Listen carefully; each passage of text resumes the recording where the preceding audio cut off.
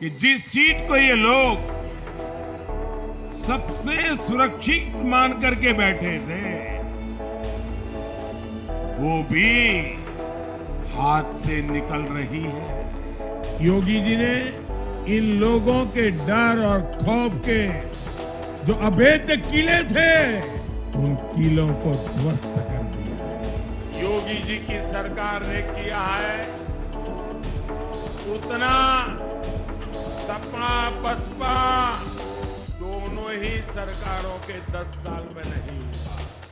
कि जिस सीट को ये लोग सबसे सुरक्षित मान करके बैठे थे, वो भी हाथ से निकल रही है।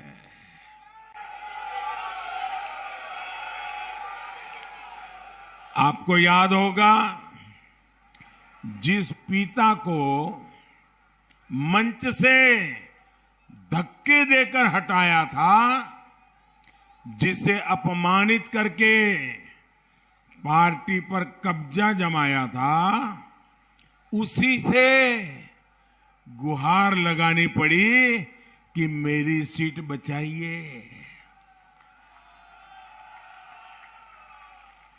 जब मुख्यमंत्री पद का उम्मीदवार ही अपनी ही सीट पर असुरक्षित हो, तो हवा के रुख का पता आसानी से लगाया जा सकता है।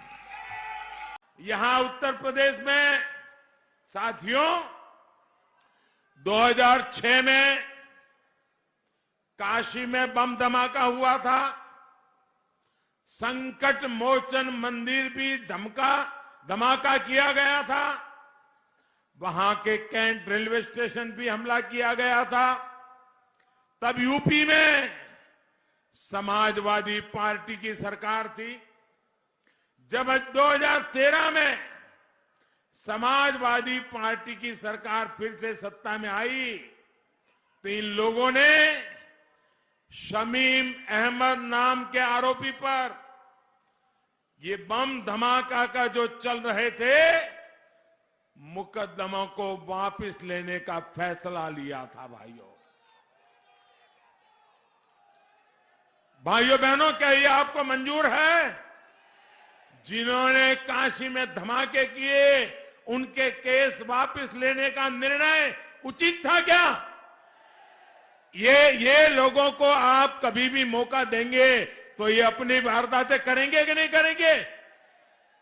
ऐसे ही आपको याद होगा, 2007 में गोरखपुर में आतंकी हमला हुआ था। 2013 में समाजवादी सरकार ने तारिक कासमी नाम के आरोपी से केस वापस ले लिया था, लेकिन अदालत इसके लिए तैयार नहीं हुई और फिर तारिक को समाजवादी सरकार ने केस विड्रॉ करने का निर्णय कर लिया था। अदालत ने मना किया, केस चला और परिणाम क्या आया? 20 साल की सजा हुई दोस्तों, 20 साल की सजा। उसको वो बचाना चाहते थे। ऐसे ही 2007 में लखनऊ अयोध्या के कोर्ट परिसर में बम धमाके हुए थे। 2013 में समाजवादी सरकार ने फिर आतंकी पर चल रहा मुकदमा वापस ले लिया था, लेकिन इस मामले में भी अदालत ने समाजवादी सरकार की साजिश नहीं चलने दी और आतंकी को आजीवन कारावास की सजा सुनाई।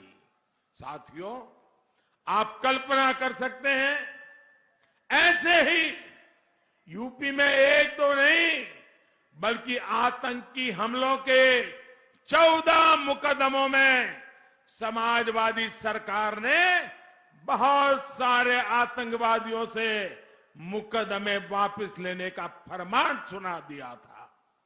भाइयों और बहनों, योगी जी ने इन लोगों के डर और खौफ के जो अभेद्य किले थे, उन किलों को ध्वस्त कर दिया है जी। और इसलिए ये बहुत परेशान है। ये परेशानी कुछ दिन पहले भी सबने देखी है। कैसे खुले मंच से एक पार्टी का अध्यक्ष यूपी के पुलिस को, हमारे इन सिपाहियों को किस भाषा में अपमानित कर रहा है, उसका वीडियो आज घर घर देखा जा रहा है। मन से दी गई वो गालियां, वो धमकी सिर्फ यूपी की पुलिस के लिए नहीं थी, वो अपने उन दंगाई, दबंग, माफिया दोस्तों की हिम्मत बढ़ाने का प्रयास था। आप मेरे शब्द लिख के रखिए भाइयों, हमेशा मुझे याद करना, ये वृत्ति भर भी बदले नहीं है, ये बिल्कुल बदले नहीं है। भाइयों बहनों, ये तो आपसे बदला लेने के लिए बेताब है। गन्ने का भी जितना भुगतान योगी जी की सरकार ने किया है, उतना सपा बसपा दोनों ही सरकारों के 10 साल में नहीं हुआ। लेकिन पिछली सरकारों में तो प्रदेश की 21 चीनी मिलें बंद हो गई, चीनी मिलें बंद हो गई। भाइयों, इन्हें एक और मौका मिल जाता तो ये हरदोई की चीनी मिलें भी, उस पर भी अलीगढ़ का ताला लगा देते जी। लेकिन ये हरदोई के लोग समझदार हैं, इसलिए उनका खेल चलने नहीं दिया। अच्छा हुआ आपने पहले ही इनकी फैमिली इंडस्ट्री पे ताला लगा दिया।